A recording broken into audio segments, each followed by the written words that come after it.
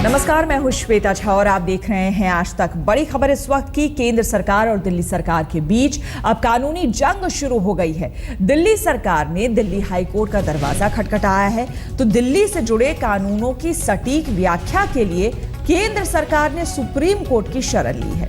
जी हां, आज तक को जो एक्सक्लूसिव जानकारी मिली है उसके मुताबिक एसीबी पर हाई कोर्ट के फैसले के खिलाफ केंद्र सरकार ने सुप्रीम कोर्ट में अपील करने के साथ ही सुप्रीम कोर्ट से पूरे मामले पर 10 सवाल पूछे हैं। इन सवालों के जरिए केंद्र सरकार ने दिल्ली सरकार की उन दलीलों पर अदालत से सफाई मांगी है जिनके जरिए दिल्ली सरकार केंद्र सरकार के कदमों को असंवैधानिक बताती रही है।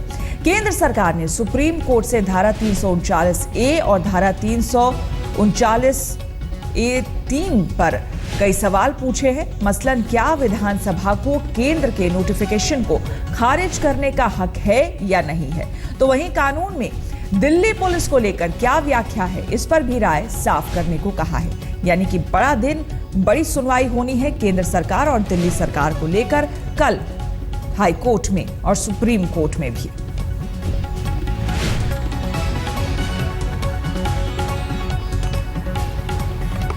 और इस पूरी खबर पर ज्यादा जानकारी के साथ हमारे संवाददाता अहमद अजीम हमारे साथ जुड़ गए हैं। अहमद, आपसे जानना चाहेंगे, जाहिर सी बात है इस मसले को लेकर काफी लंबे समय से दिल्ली में और दिल्ली सरकार और केंद्र सरकार के बीच खींचतान चल रही है, तो क्या अब ये समझा जाए कि कल वाकई कोई एक रास्ता निकल आएगा, साफ हो जाएगा?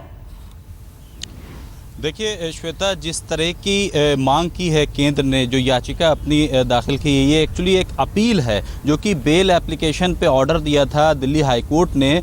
उसमें सिर्फ बेल एप्लीकेशन पे वो ऑर्डर था, लेकिन उसने उसमें डिस्क्राइब किया था कि एंटी करप्शन ब्यूरो के क्या क्या पावर हैं, क्या वो केंद्र सरकार के किसी कर्मचारी के खिलाफ मुकदमा दर्ज कर सकती है, दिल्ली पुलिस के किसी कर्मचारी के खिलाफ मुकदमा दर्ज कर सकती है। ये सारी बातें अपनी उस ऑर्डर में कही गई थी, जो कि केंद्र सरकार को लगता है कि गलत किया है सिंगल बेंच ने। और उसने ना सिर्फ जो व्याख्या करी है वो गलत की है, बल्कि उसका पक्ष भी नहीं लिया है। यानी कि अगर जो नोटिफिकेशन जिसका हवाला दे रहा है हाई कोर्ट, वो नोटिफिकेशन केंद्र सरकार का था और उसके बावजूद भी केंद्र सरकार का पक्ष नहीं लिया गया, ये गलत किया है। और इसको बहुत बड़ा आधार बनाया है अपनी इस अपील में केंद्र सरकार ने। साथ ही साथ इसमें बहुत सी और बातें कही हैं जो पिछले कई नोटिफिकेशन रहे हैं, जो कॉन्स्टिट्यूशन बेंच का फैसला रहा है उसको लेकर, और संविधान में क्या क्या पावर दिए गए हैं केंद्र सरकार को और दिल्ली सरकार को, और एक पॉइंट के ऊपर जो है इसमें जवाब मांगा है। तो कुल मिलाकर हम ये कह सकते हैं कि भले ही ये बेल एप्लीकेशन के ऊपर एक SLP है यानी अपील है, लेकिन इसमें केंद्र सरकार ने सुप्रीम कोर्ट से गुजारिश करी है कि वो ये तमाम पहलुओं के ऊपर अपनी राय साफ करे। और कल क्या ये हो पाएगा एक दिन में, ये कहना मुश्किल है, लेकिन जो इंटरिम रिलीफ उसमें मांगा है वो ये मांगा है केंद्र सरकार ने कि फौरन ही हाई कोर्ट के सिंगल बेंच के इस फैसले को स्टे कर दिया जाए, यानी इस पर रोक लगा दिया जाए, क्योंकि एक अनसर्टेनिटी की स्थिति बन गई है, ऐसी स्थिति बन गई है। और कम से कम ये साफ होगा कि केंद्र सरकार के क्या हक में है और दिल्ली सरकार के क्या हक में है, क्योंकि इस बात को लेकर भी बहुत लंबे समय से विवाद चला आ रहा है। बिल्कुल ये चीज साफ हो सकती है, चूंकि दोनों पक्ष से बयानबाजियों का दौर चला। दिल्ली विधानसभा के विशेष सत्र में मुख्यमंत्री अरविंद केजरीवाल ने केंद्र पर जमकर भड़ास निकाली, तो बीजेपी ने कहा कि हर बात पर पखेड़ा खड़ा करना केजरीवाल के स्वभाव में है, लेकिन अब सारी अदावतें अदालत में निपटाई जाएंगी।